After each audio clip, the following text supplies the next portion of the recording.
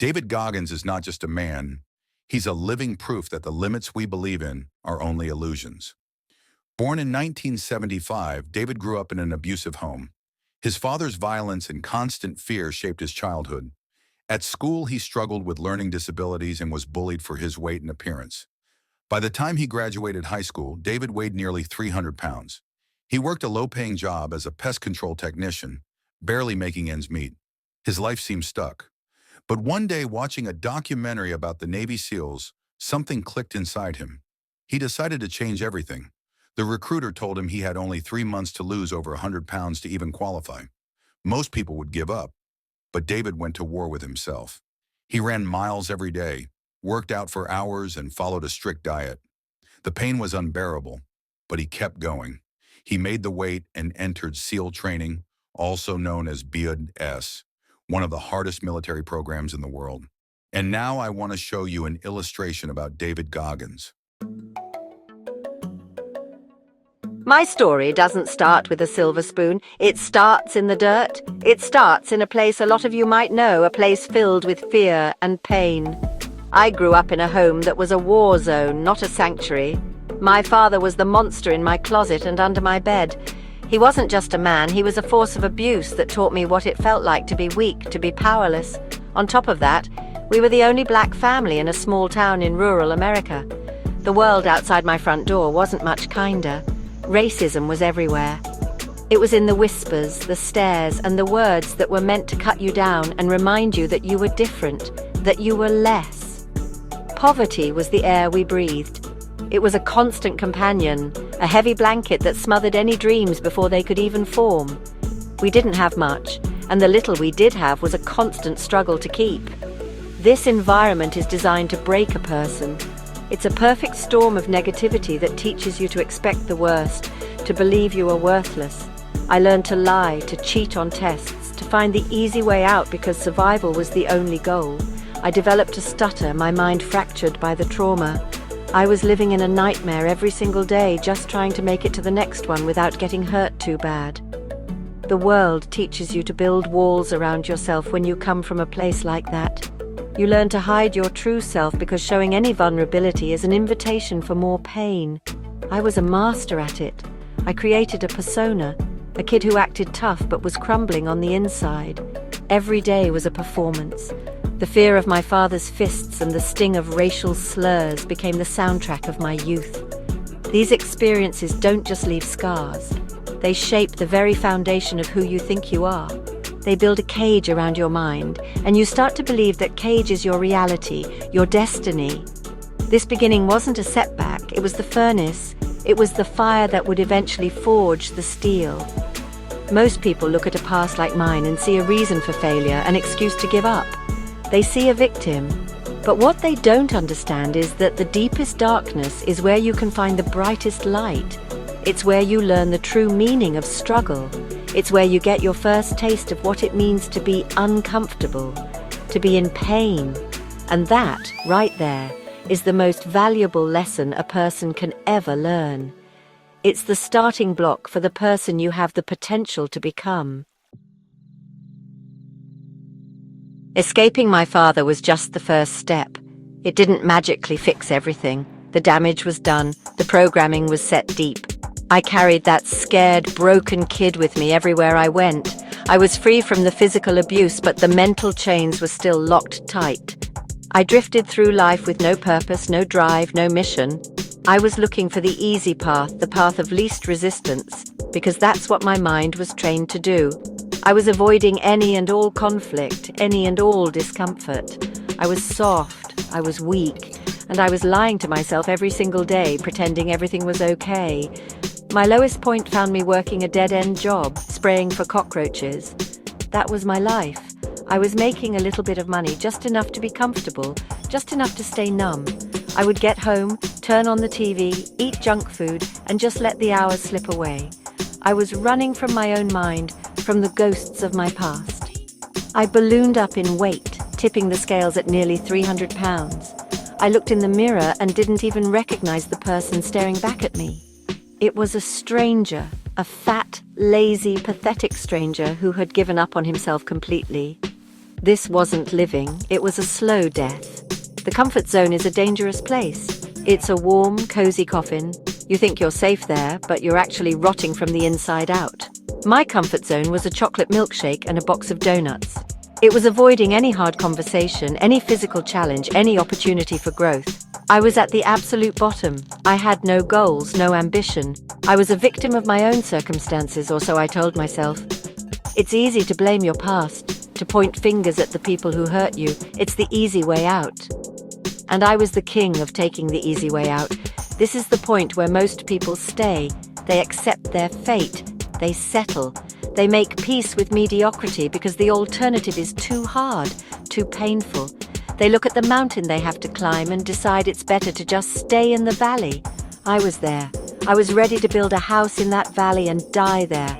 I was a statistic in the making, another person whose potential was snuffed out by a difficult start. I was living proof that without a purpose, a man will crumble under the weight of his own excuses. I had hit rock bottom, and the only thing below me was the grave. One night, everything changed. It wasn't a lightning bolt from the sky. It was a simple moment of brutal, soul-crushing honesty. I was flipping through the channels, stuffing my face as usual, and a documentary about the Navy SEALs came on the TV. I saw these men, these warriors, going through hell. They were cold, they were exhausted, they were in pain, but they were not quitting. They were pushing their bodies and minds to the absolute limit. And in that moment, watching them, I saw everything I wasn't. They were strong, I was weak. They had discipline, I had none. They had a purpose, I was lost. That television screen became a mirror. It reflected back at me the pathetic man I had become. The contrast between those warriors on the screen and the 300-pound man sitting on the couch was sickening. I felt a wave of shame wash over me that was so powerful it almost knocked the wind out of me. It was the kind of shame that makes you want to crawl out of your own skin. For the first time in a long, long time, I stopped lying to myself. I stopped making excuses.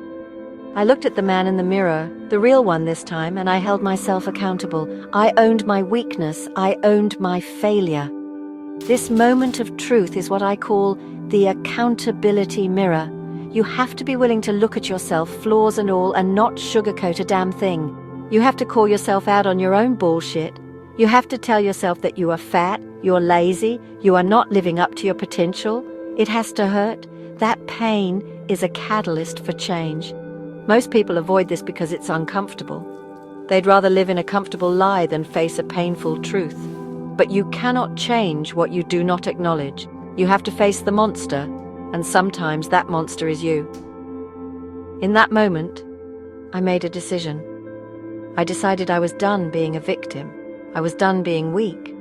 I was done running. I saw the men in that documentary, and a new thought entered my mind. A thought I hadn't had in years. I want to be one of them. It was an insane, impossible goal. I was almost 300 pounds. The weight limit to even enlist for SEAL training was 191 pounds. I was out of shape, uneducated, and haunted by my past. Everything and everyone would say it was impossible. But for the first time, a spark of defiance lit up inside me.